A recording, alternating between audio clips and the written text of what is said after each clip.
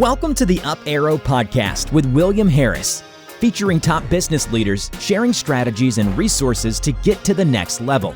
Now, let's get started with the show. Hey everybody, William Harris here. I'm the founder and CEO of Elumynt and the host of this podcast where I feature experts in the D2C industry sharing strategies on how to scale your business and achieve your goals. I'm really excited about the guest that I have here today, Goldie Chan. Goldie is a global speaker, strategist, author, and advisor. She founded Warm Robots, an award-winning social media strategy agency based in Los Angeles with global clients. She's a Forbes contributor on personal branding and storytelling in the digital age and is working on her first book, Personal Branding for Introverts, through McGraw-Hill. And Goldie, you didn't say this, but I will. You've been called the Oprah of LinkedIn. You work directly with Adobe and LinkedIn. You are someone that I consider to be a personal friend, and a little known fact, I actually own the very first Goldie Chan NFT that was ever minted. I want to say the first and last. So you own truly the one out of one yes. NFT. This is rare. Very rare. Before we get into the good stuff here, I do want to make sure that I at least announce our sponsor. This episode is brought to you by Elumynt. Elumynt is an award-winning advertising agency optimizing e-commerce campaigns around profit. In fact, we've helped 13 of our customers get acquired, with the largest one selling for nearly $800 million. And we were ranked as the 12th fastest growing agency in the world by Adweek. To learn more, you can visit www.elumynt, which is spelled ELUMYNT.com. That said, on to the fun stuff. Goldie, tell me about personal branding. What got you into this? Why is this something that you are passionately helping people out? So it's funny because I think I got into personal branding in two ways. One is I have traditionally worked in digital marketing. And so one of the things that happens when you're the youngest member on a team is you occasionally get assigned to handle whatever tasks the more senior team members don't want to do, right? And so I think I was actually working at an agency forever ago, and I started handling some of their really top level people who needed help with personal branding, specifically in social media. So I started doing that work in-house, and then that kind of went from there, where I was doing that kind of work and then that kind of client. And then we can get into this a little bit later, but that thing you mentioned before, being called the Oprah of LinkedIn, yes. That also led to me doing more personal branding work, because my personal brand was so well known at the time that people were reaching out to me, including Forbes, to talk more about personal branding. Well, you skyrocketed, I remember, around that time too. You were doing, if I remember correctly, a daily video. LinkedIn Video had just launched and you were doing a daily video. And how long did you go with a daily video? Do you remember? I did over 2 years. So I think I did roughly 800 plus videos. I never skipped a single day. So even across different time zones, because I was traveling quite a bit during that time. Yeah. I would be like in London being like, has it been 24 hours? So, since I last posted, and it's always tough to do that. I'm sure because, when you're traveling too, it's so disorienting when you're going across time zones and you're like, did I do that thing for the client that was supposed to be at 3 p.m. my time or their time? Right. And you have no concept of time anymore. You send out the calendar invite for the absolute wrong time. You're like, I forgot my calendar changed time zones. And it's always tough when that happens. Yeah, I mean, and I'm just going from, Central Time to Pacific Time. I'm not doing the London time zone. Although I did work from China for a little bit, which was, that was oh my gosh, that must have been that time zone change. That's huge. That's massive. It was even more interesting because we had the kids with us, and I want to say they were like 5, 3, and 1 or something at the time. And you're just like, I don't know when I'm supposed to sleep right now. This is a wild time. But you weren't always in personal branding or even in marketing. You actually have published some genetics, like research work and everything too, right? Yeah. Like, where do you go from like genetics into personal branding? Well, I think like a lot of people, who study something in college, and I want to say especially millennials, I think a lot of millennials and maybe older folks than millennials have experienced this, where we went to college for one thing. And because just going to college was so necessary for our generation. And we didn't always enact what we went to college for. So I went to college and studied science. I studied biological sciences. I did a ton of genetics research, actually, and I published as an undergrad. That's so cool. And when I left, I actually had an offer to go work at a really cool research facility. And I decided not to take that because I was 21 and I wanted to do something else, at least for a year, just to, get out there and not jump in and start things right away, which I think is a good idea, especially when you are that young and you have that much energy and you have that much time. I think there's so much of a push these days for people to tell people in their early 20s, like, you have to have it all figured out. You need to already have your career planned out. And it's wild to think you tell college students this, you tell somebody who's 18 to have something figured out what they'll do in their 30s. And, most 18-year-olds don't know that. In fact, a lot of 30-year-olds don't know what they're doing. I've been out of high school longer than I was in high school, right? So I think I'm 38 now. So which means I've been out of high school for 20 years. I'm still not entirely sure what I'm doing in 5 years from now. And a lot of that comes down to being able to know that you just are willing to pivot. We could have predicted where AI was, where it's at today. Like we knew that there were things coming, but like this has accelerated even my timetable of like, what is an agency and what am I going to be focusing on in the next 5 years and how does that look? And so, I think it must be super interesting as an agency owner. And then if we want to loop back to as somebody building your personal brand, now AI makes that a little bit cloudier, right? Just because you can have AI essentially at this point, but you can have AI ghostwrite everything for you, right? Sure. You can have AI create posts for you. You could create an entire workflow that you build your brand and it's completely based on AI. And right now where the technology stands, quite frankly, it wouldn't be perfect, right? There would be a lot of work that it would need, but it would have some semblance of looking like a human being already, which is wild to me. Yeah. Well, there are legitimately AI influencers out there right now that are entirely man-made, not man-made, AI-made, right? Like entirely created entities that people are following, and they don't even realize that these are not even real people. Like the images, the things that they're saying, entirely generated by AI, which reminds me of Warm Robots. Which is a really interesting one because if I remember correctly, you are also a fan of Battlestar Galactica, right? Yes, I'm a huge fan of Battlestar Galactica. So I love everything Android, but maybe not Android phones, at least right now. Sure. But definitely anything that deals with thinking about like cyborgs and humans and machines and the combination, which is why AI to me is also especially fascinating. But that's why I called my agency Warm Robots, because it's a reference to Cylons in Battlestar Galactica, humanoid robots.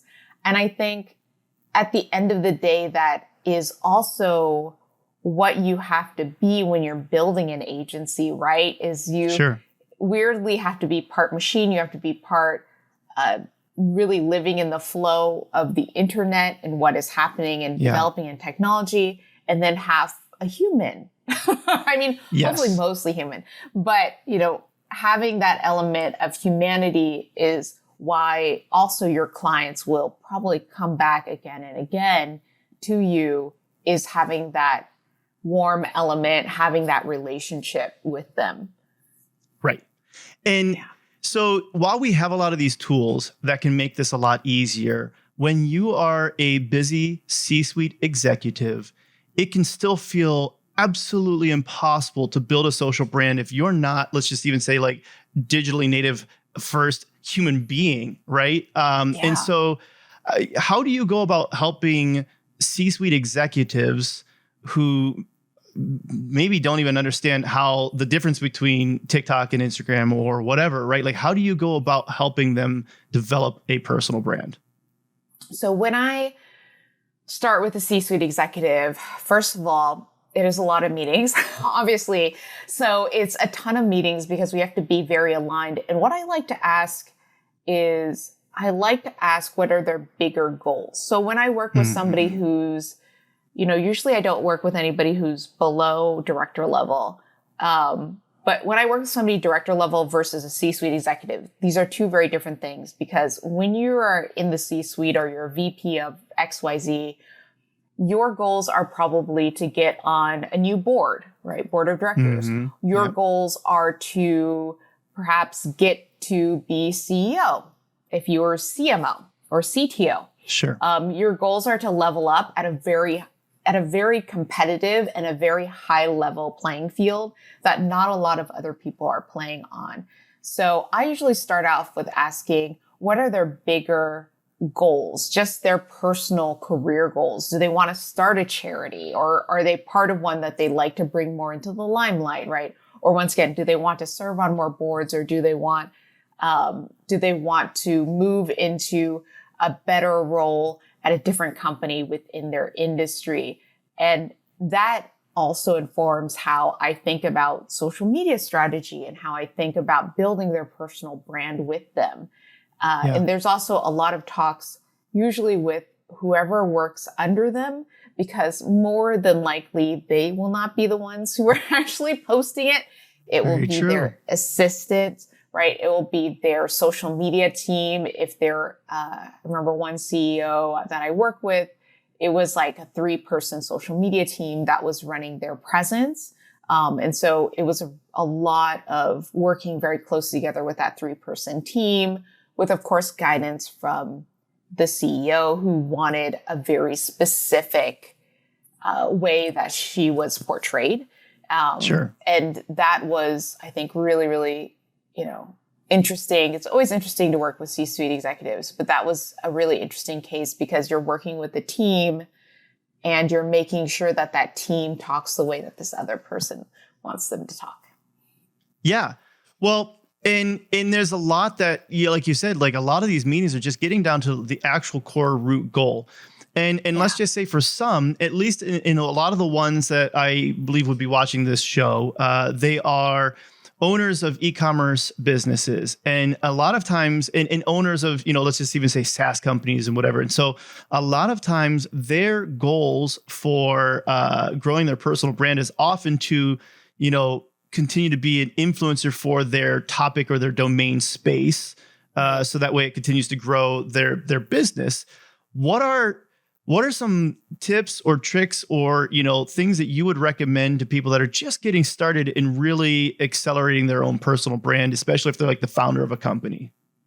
Yeah. So I think it's really helpful to start, especially if you're the founder, to start on a social platform, right? I think it's really easy to get overwhelmed by the number of social media platforms there are out there because there are so many.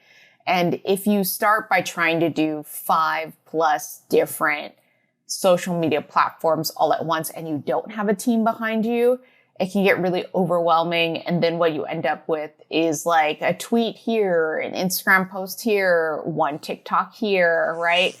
And I think that it is, oh my gosh, what an amazing onesie.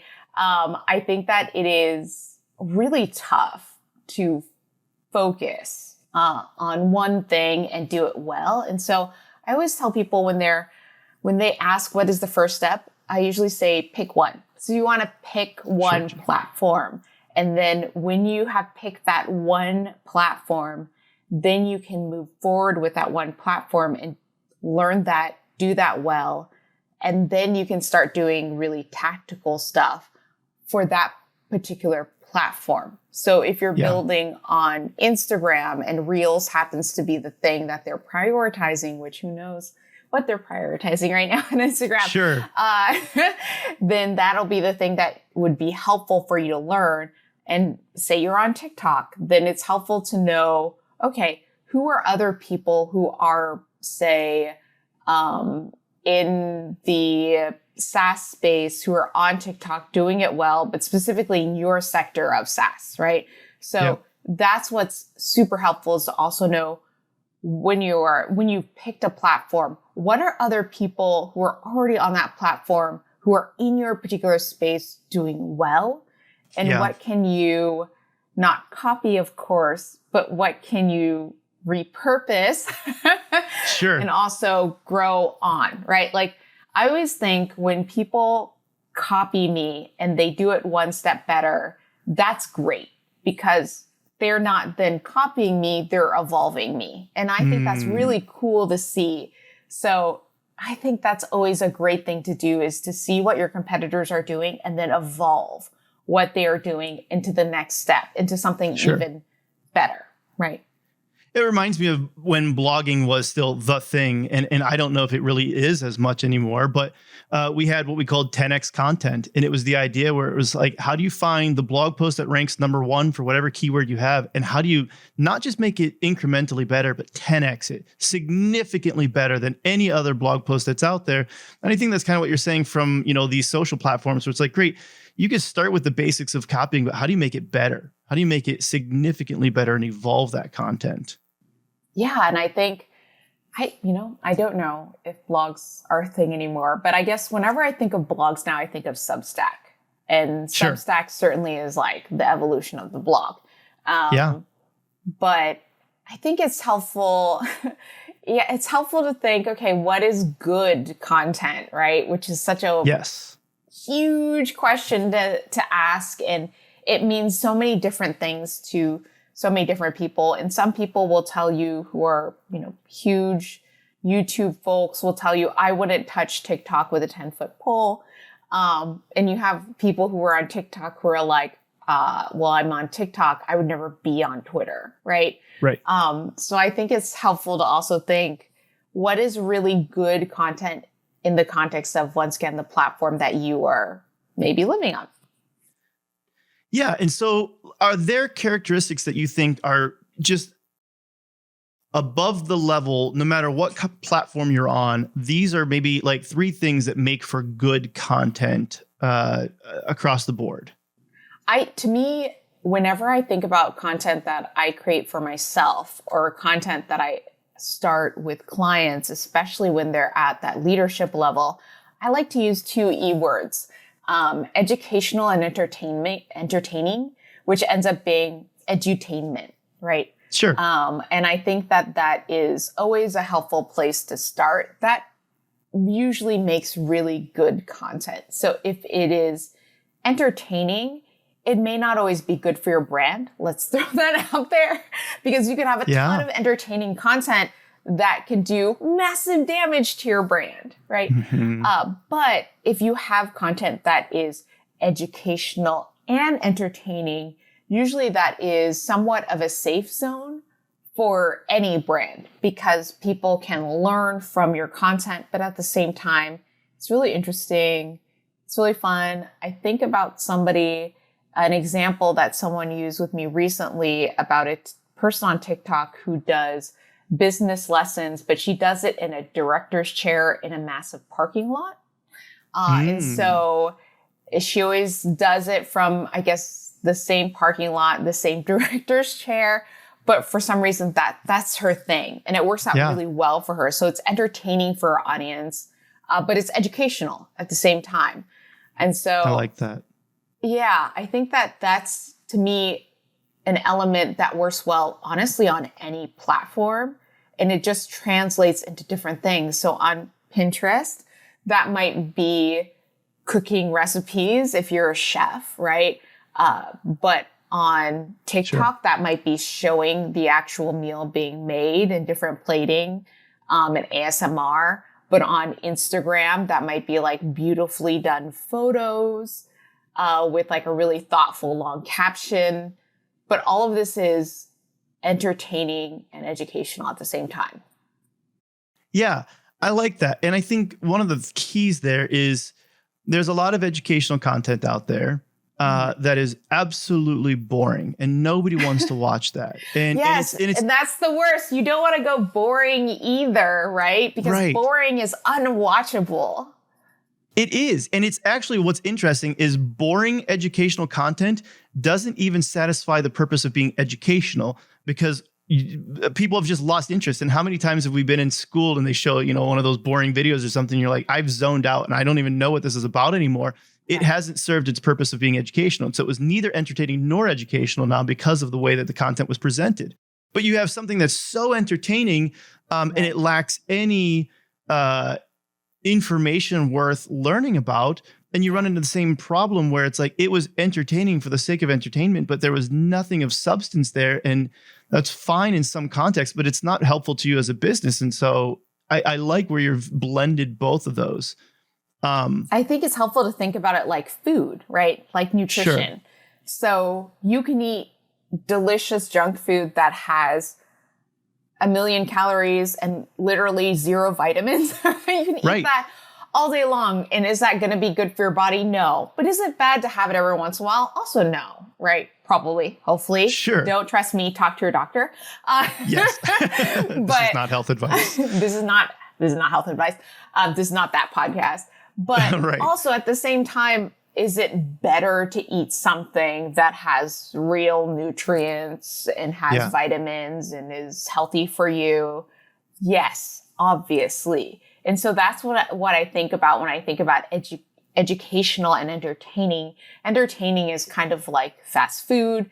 Educational can be like raw vegetables, right? Sure. But you combine the two together and hopefully you have something that's delicious. What about worse than raw vegetables? I'm thinking of astronaut food, right? Like the astronaut paste where you're like, this is absolutely disgusting. And it's just like peas paste. Like this is disgusting. But it's nutritional. It's nutritional. It's funny. I feel like I've had the astronaut ice cream before. Have you had that? I have. And I love astronaut ice cream. That is different. Yeah. Astronaut ice cream I love. Peas. Also, I don't know that has, I feel like astronaut peas has the nutrients.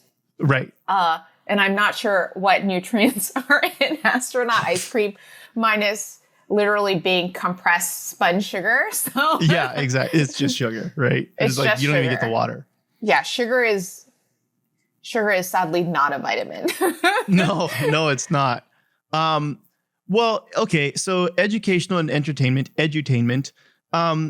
What else makes for just good content across platforms that you see that you're like, this is really good? Or maybe is there an example or somebody that you like to look at that you're like, I really feel like this person does a great job nailing this particular type of content?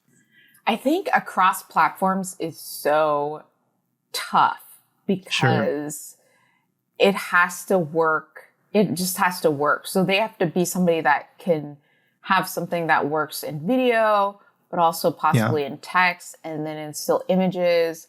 I totally forget his name, but there is one creator who I really like what he does, and he's a magician. I'm sure you know who I'm talking about. He does a lot of optical illusions and works with a lot of major brands and things like that. Sure. So he does really great video content because it's all in the editing, right? And it's all optical illusions, and that works across platforms because magic is appealing across platforms.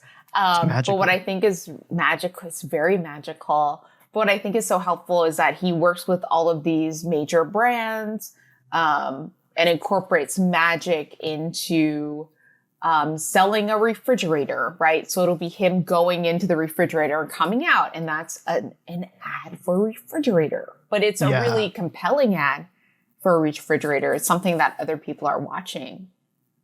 Yeah. That reminds me of, I'm drawing a blank on his name. Let me Google it here real quick. I think it's like Jonathan Willman or something like that. Does that sound familiar? Maybe. Let's see. Boy, I'm drawing a blank on his name. I'm going to have to look it up here. But he has some really good magic shows and stuff like that. He does like Magic for Susans and Magic for People or whatever like that. But it's really good stuff. But to your point, where I think the thing about magic that I really like, that I think every person can look at for them for inspiration for content, is they know how to tell stories. And so it's not just the magic trick that's taking place, but it is everything else that goes along with that. And it's the story. And so I don't know if you knew this. My daughter, she's 13 now, just turned 13. When she was 10, her heart stopped, actually. She for 10 minutes, her heart completely stopped, and we had to rush her to the hospital, and scariest moment of my life. But so she's on a breathing tube for a long time. And when she finally comes out, and everything, and she wanted me to kind of teach her some magic tricks, and while we're waiting in the hospital. And one of the ones I showed her was how to like flip through a book, and you could pick out whatever word that person was thinking of. You're like, great, I memorized the whole book.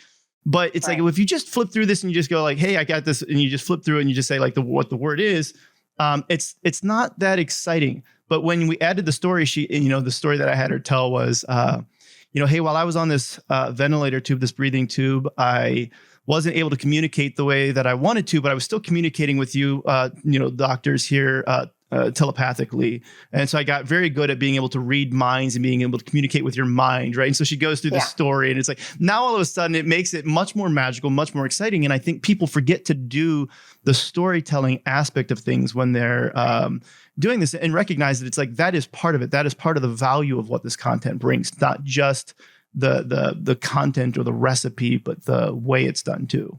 And I think magicians call that their patter, which is kind of funny. But it's the storytelling that goes around the magic trick. But you're right, because if you just press balls through a cup, that's not exciting, right? But if you tell a really fun story about it, then that becomes really fun and exciting. But also, it's a fun distraction from the sleight of hand, right? So it allows you to do the trick, and people are focused on what you're saying and not always focused on what you're doing. And personally, I like that also for strategy. When you're thinking about social strategy, or we're thinking about personal branding strategy, I think so many people out there go out and announce what they're doing, and they make a big deal out of it.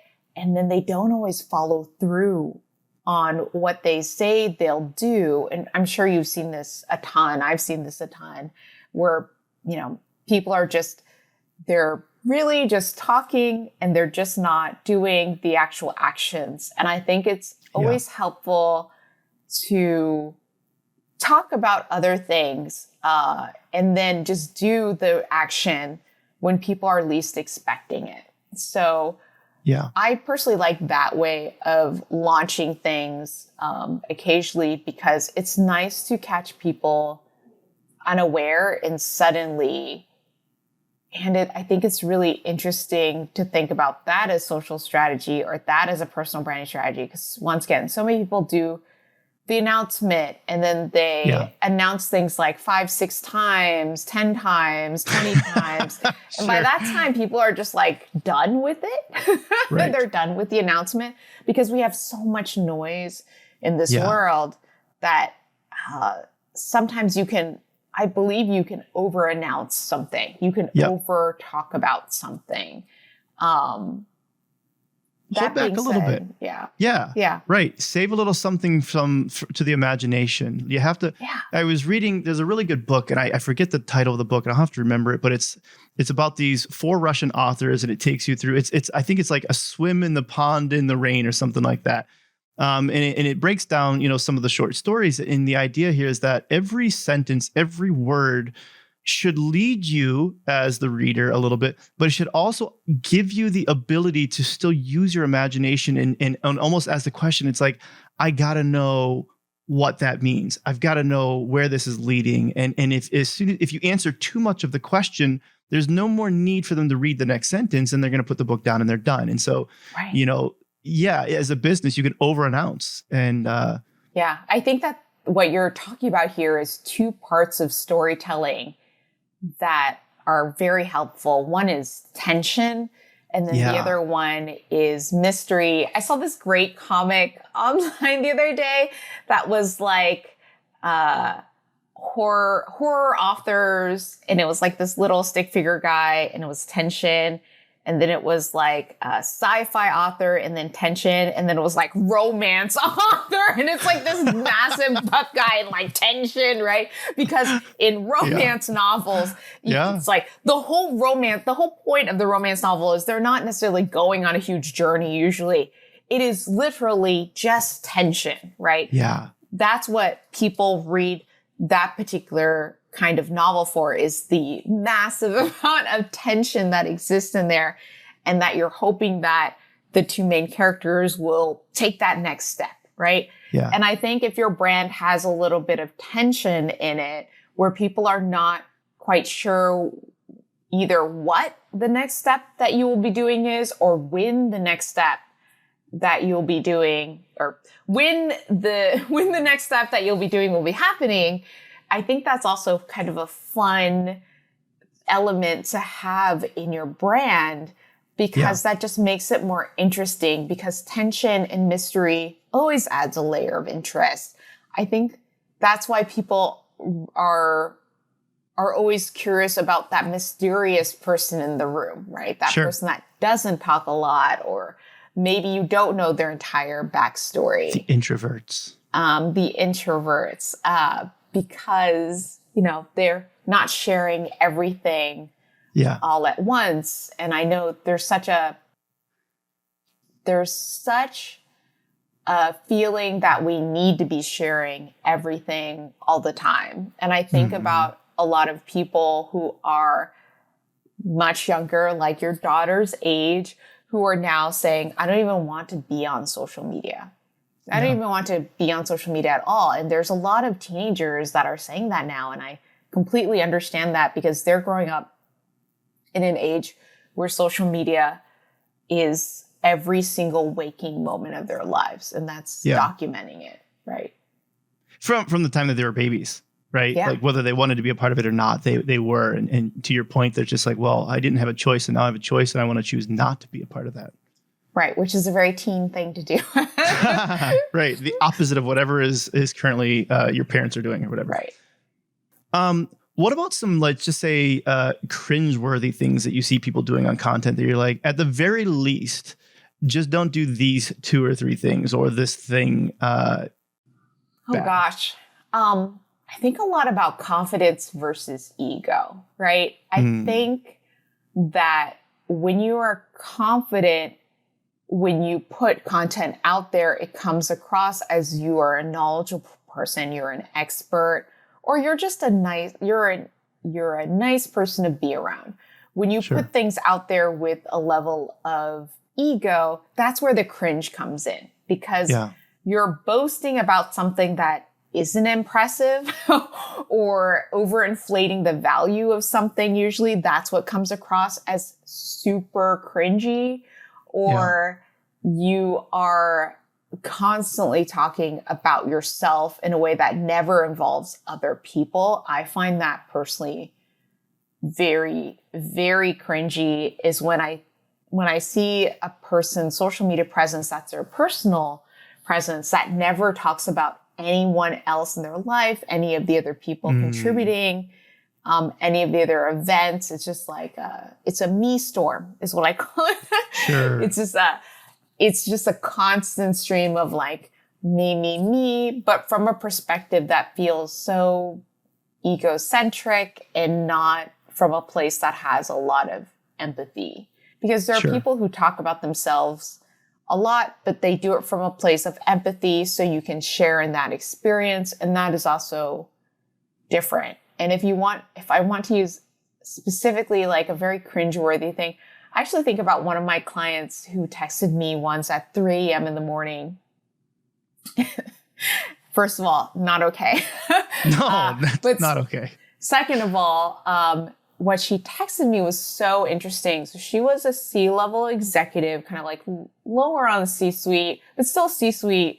And she texted me a picture of a horse hoof that she had taken in the Hamptons of one of her horses, like literally just a blurry picture of a horse hoof. And she's like, should this go on Instagram? She's asking me this at 3 a.m. in the morning, which, oh my gosh, whatever that time change is for Pacific to Eastern Standard Time, still not a good time to be posting a blurry picture of a horse hoof on Instagram or any social network. Is there a good time to picture a blurry picture of a horse hoof? No, and I think that's the other thing is cringy content usually doesn't. There's not a good time to post cringy content, and that from a C-level executive who the rest of their posts were very formal and very serious. It just comes across as very odd.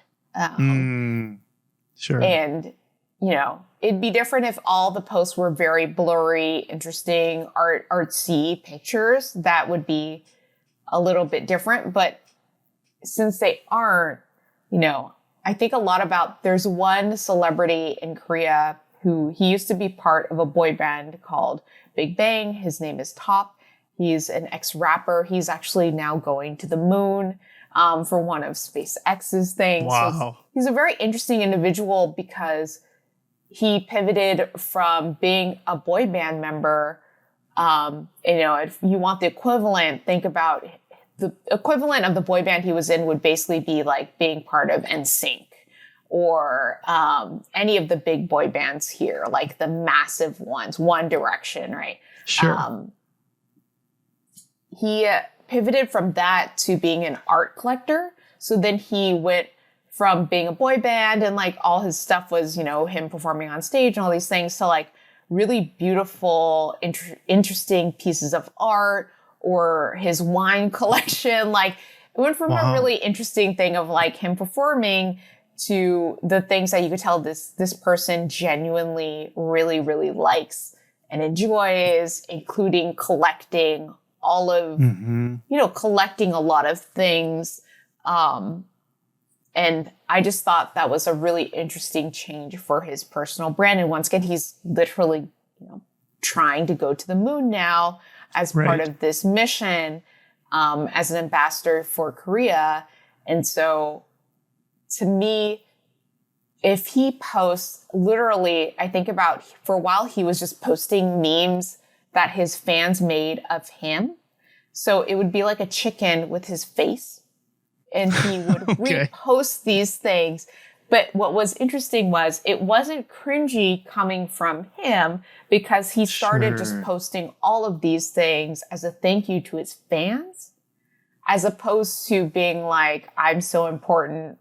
It was very irreverent. It was very funny because other pop stars at his level would never post that, right? Would never post like a fan picture of him that somebody made who has 20 followers on his main profile. And these things were going on like his main account. And he would post, one photo every few days. So it wasn't like it was 5 pictures deep. You'd see this. It would be like, that was the photo for the week. Yeah. It was a picture of him as a chicken. And I love it. Just be like, thanks, that was right. That was it. And then the next thing would be like a Matisse, like a beautiful painting that costs like millions and millions of dollars, right? Yep. But if you followed him, then it's like that fit for him. And you already follow him because of his personality is that way a little bit where you're like, he's all over the place. And like, that's partly why you follow him versus that wouldn't work for somebody else who isn't that way. Yeah. And it wouldn't work for somebody else who isn't that way. So then I think about that C-level executive again, who wants to post the blurry horse hoof picture. And honestly, that might have worked for this Korean celebrity because people would just be like, oh, that's just interesting. It's probably a piece of art that he's thinking about acquiring or something. Or like a photograph he's thinking about acquiring. But for this C-level executive, it was just too far out of left field and odd. And something that I had to tell them no. Also had to, as I'm sure so many of us have had to do with clients and people we work with, put that boundary down. Please do not text me on my personal cell phone at 3 a.m. in the morning with your with your request. This could be an email instead, and this is not an emergency. And I think that's important because, when we work with brands, sometimes we think that we're working with this, let's just go back to the warm robot aspect. We're working with a robot. And the reality is we're not working with robots. We're working with Cylons. We're working with human beings who still need to sleep and need mental headspace. They're individuals as well. And so while there may be like a brand or a persona, recognizing that there's a human being on the other side of that, I think is important. And so to that effect, I want to dig into a little bit of who is Goldie Chan, who is the human side of this Cylon. And so one of the things that I know that we've talked about before is some of the hobbies that you're into. Well, but before we get into hobbies, while we were talking K-pop, completely random, who is your favorite K-pop band then? Oh gosh, this is very contentious is what I want to say.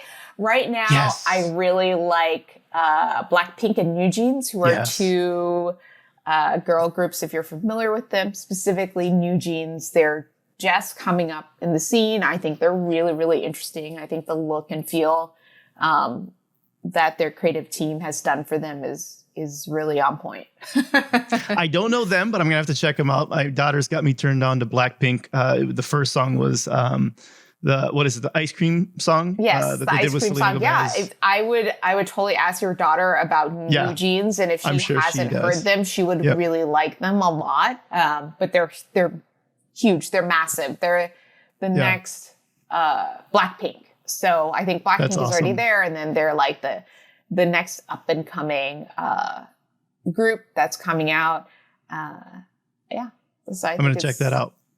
Check them out. Yeah, I think Korean pop music and Korean culture as a wave is certainly having its time right now. I think about Netflix. I just started watching the show on Netflix called Black Knight, which is that post-apocalyptic Korean series about a driver who has to deliver oxygen to homes because, oxygen is in a limited supply now. And so people need oxygen deliveries like food deliveries. So they can have oxygen pump into their, little modules that they live in. And it's, very thrillery and very fun. But also I think it's so interesting how much Korean culture has come into American culture. I think that's one of the things that I love about America. And I know that America has had its moment of problems as every country, every company, every individual, every family has.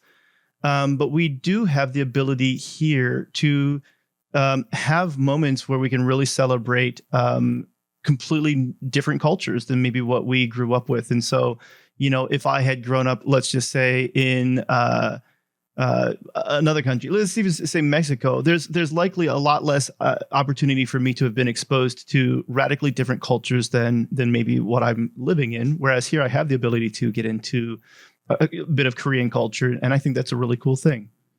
Yeah, I think that there is definitely a melting pot aspect to America, where there's certainly like waves and trends of things that I think are super interesting.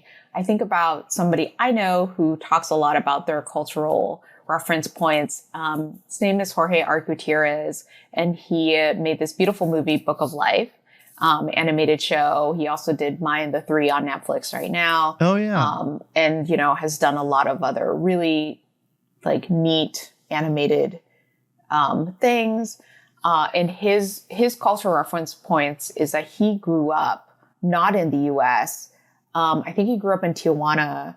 I could be getting that wrong.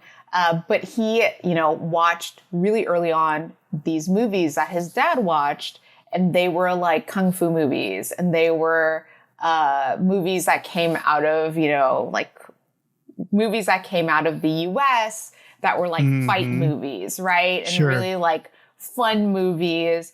And that really impacted the work that he does today. So now he lives in the US, but that original media that he consumed not living in the US, that was like foreign media, which is kind of funny to think about, was like totally he consumed American foreign media when he was younger, and that really helped him be the creative that he is today. That's cool. Yeah, just being able to experience something completely outside of what your day-to-day life is and being able to use that to inspire you and help you see different visions and dreams beyond what you normally could have seen, I think is a really nice thing. I think that that's also helpful for your personal brand too. I think like anything, it's helpful to see outside of your own bubble. And I think especially for building your personal brand, or if you're thinking about growing a personal brand, it's helpful to see what other people are doing also outside of your particular industry. So outside of D2C, right? Outside of SaaS, outside of this very specific universe that you live in, it's helpful to see, what is a magician doing for their personal brand and what kind of interesting content are they making or are they thinking about that strategy? And then bringing some elements of that, successful elements of that, over into what you do, because it just makes it more interesting to meld and mix things together. It makes something that's not novel. It really just adds that element of freshness, right? Yes. I like that. And I like where you are going with this just in general, like where your brain thinks. And I think, is there something in your childhood or something that has enabled you to be the type of person who thinks this way? I think that as a kid, we really quickly mentioned introverts. And I think as a kid, I was definitely always an introvert kid. I wouldn't always play with others. I mean, obviously I played with others, but there was definitely a significant period of time where I would just like to spend it on my own. And I would just think of little scenarios on my own. I would just like live in my own little imagination, which I think a lot of introvert kids do, is you live in your imagination, you make up wild, fantastical scenarios, and you play by yourself, but you're really playing with like a ton of imaginary characters and people and situations that you've made up, which also I feel like is very helpful as an adult when you're dealing with actual situations that are tough and you can like really sit and think by yourself through solutions. But yes, I think that as a kid, I used to like love coming up with like imaginary situations and playing by myself and doing a ton of reading. I was just like such a voracious reader when I was younger, when I was little, and now I still read, but I definitely read, I think a lot less than I did when I was a kid. And there was nothing else to do besides read and maybe be on the computer. Sure. But mostly read. And jumping into other worlds. And like you said, I feel like, I don't know if George Lucas was an introvert, but him and a lot of other, let's just say creators, I mean, they've made massive worlds, and James Cameron and Avatar, and like these worlds that they create inside of their heads, and then they, get the chance to actualize in some kind of a way. There has to be a significant amount of brain power that is just put towards developing these worlds inside of their head.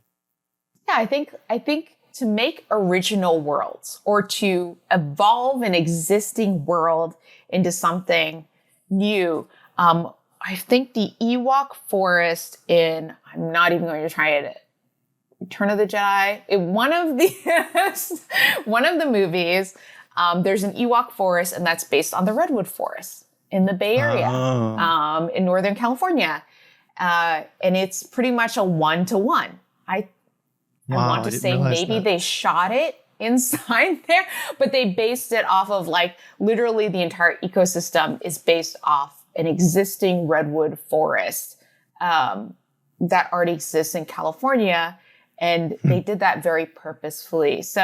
But they evolved it into like a magical planet where all the trees look like this, and that's what the vegetation looks like. And it's so interesting to me that people see that scene and think it's so exotic. That it's a place full of redwoods when it's literally a redwood forest that's based in Northern California. But that's evolving something that exists into something special. Yeah. That's creativity. That's cool. I like the idea of being able to take something, like you said, and reimagine it in wild ways. And I think about even, one of the artists that I really appreciate, a couple, right? But it's like Salvador Dali, where it's like you've got a clock that's like melting, and you're just like, how do you? Yeah. I would never think about melting a clock, or the way that Pablo Picasso took things and completely took fluid shapes and created almost like these geometric designs around them. And I'm always amazed at people that can see things that are almost foreign to my brain. Yeah. One of my favorite short films is a little known collaboration between Salvador Dali and Walt Disney. Oh. And it's just as wild and trippy as you think it would be, because it's Dali. Sure. But it's a love story. So it's a love story, and that element is Disney, but it's through the lens of Dali. And so it is very trippy and very romantic, but very trippy. I love it. And it's so fun to see people filter common themes through a really interesting lens. Once again, to me, that's creativity. That is being an artist. And I think more of us can be creative professionals. I think more of us can introduce creativity into our everyday lives and into our brands if we just think outside of our normal spheres. If we take elements from other places.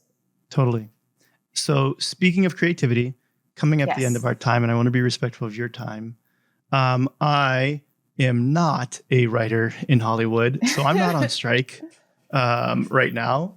So you'll have to forgive me for my Mad Lib not being quite as good, but I wrote this little Mad Lib last night that I call Ad Libs. I don't know if that's copyrighted by somebody else. If it is, then I need to change the name. But what we're going to do here is, I'm not going to tell you what the topic is yet. I'm just going to ask you a few questions that you're going to answer for, and then we are going to read it together. We're going to act it out. So let's have some fun. So I need a noun, literally any noun, like a topic, let's say. A noun. That's a topic. Like a topic. Yeah. In wild topics, right? Like, have fun with this. Doesn't need to be business related. Wow. You know what's so sad is the first thing I thought of was the most bland word ever is just books. Books. Great. Okay. Perfect. Okay. I need a name for a group of humans, like classmates. A name for a group of classmates. No, not classmates. Like classmates is a name for a group of humans, but like some kind of like a group name of for humans. a group of humans.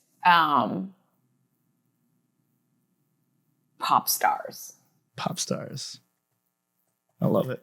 Okay. I need a nickname, and like a silly nickname, right? It could be a pet name, whatever, but like silly nickname. Little Duck. Little Duck.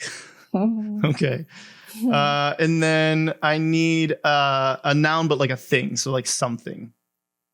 Okay. Something. Screwdriver. Okay. That's good. It's so funny because I can see what these are going into. And so I get to. All right. I need another noun, and I don't have a really creative one for it. Just a noun, any noun. Just noun. Okay. How about foot? Okay. Perfect. I need another noun. Anything. Okay. A thing, probably. But it doesn't have to be, I guess. Water. Okay. I do need a body part. You already gave me one, but I need another body part. Fingers. Or finger. Whatever you need. That's good. That actually fits way too well with what this is. So how about not fingers? Okay. Darn. Hair. Does hair count as a body part? Sure. And that's actually wildly hilarious for this. So that's good. Okay. I need a verb. We're almost done. Verb.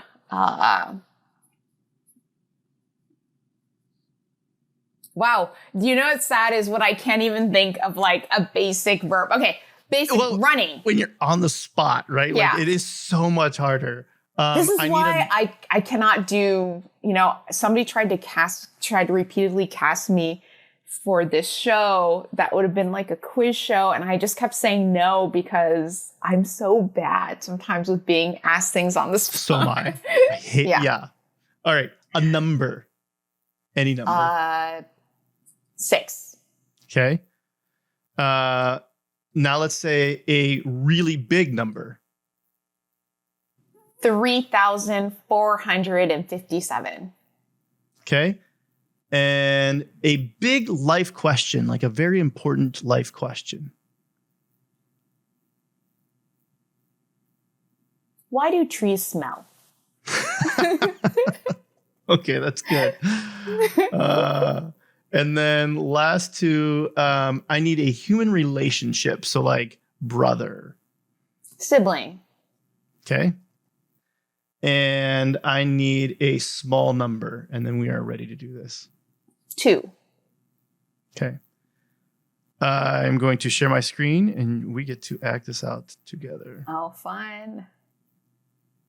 You should see it any second here now. Okay. Okay. So our topic is how to go viral on TikTok. Let me blow this up a little bit. Yes, I'm wearing my glasses, but can you see this all right? Tiny. Yes. Okay. You are going to be person 2 because I'm person 1 because I say, hey, Goldie. Got it. And our scene, you are the super cool marketing rock star that knows how to go viral on TikTok every time. And you're trying to teach me, the old guy, how to do it. Hey, Goldie, I don't know why I can't get the hang of this TikTok Reels thing. My last video about books only got 30 views. Okay, first, it's not TikTok Reels. It's... Never mind. What was the video about? Well, here's what it said. Hey, pop stars, it's William. It's William Little Duck Harris, and I'm going to show you how to bake a screwdriver. First, you add the foot, then add 2/3 cups of water. Use your hair to mix that all together, and then running for 6 minutes. Then just slice it and enjoy. That was interesting. Okay, here's what I want you to say in your next TikTok instead. 3,457 things you don't know about ChatGPT. I never can pronounce that right. Did you know that ChatGPT can tell you the answer to why do trees smell? And you can absolutely believe it to be true because I asked my sibling. In fact, I asked 2 other people and they all agreed that ChatGPT will tell you the truth. Wow, you're a genius. I never could have come up with such a brilliant idea on my own. Obviously, it's what I do. That's good. All right. Okay, now Goldie. I see why the finger in the hand, the hair was a better that's like the only thing you could not pick for that. If people wanted to get in touch with you, follow you, what's the best way for them to reach out to you? Carrier pigeon with a homing device. But if you don't have that, you can go ahead and find me on social platforms. If you literally look up Goldie Chan, I'll probably be honestly the first result on every platform. But you can find me on Twitter still in the remaining days at Goldie Chan. You can find me on Instagram at Goldie Cylon. You can find me on LinkedIn if you look up Goldie Chan, and I'm probably the first result on that platform. Yeah. Yep. And Blue Sky. And now I'm on Blue Sky at Goldie. So you can find me there as well. Which I have to admit, the first time I saw Blue Sky, I don't know why, the way I read it was Blue Ski. I was like, what's Blue Ski? I was like, yes. Blue Sky. Well, because the way that they abbreviate Blue Sky, it definitely looks like maybe that's what it was. Yeah, so I thought it was Blue Ski. Great. Goldie, thank you so much for coming out, sharing some of your knowledge and time and wisdom with us. Thank you for making a Mad Lib. Yes. All right, everybody. I appreciate you jumping in here as well. Hope you all have a great day. Thanks for listening to the Up Arrow podcast with William Harris. We'll see you again next time, and be sure to click subscribe to get future episodes.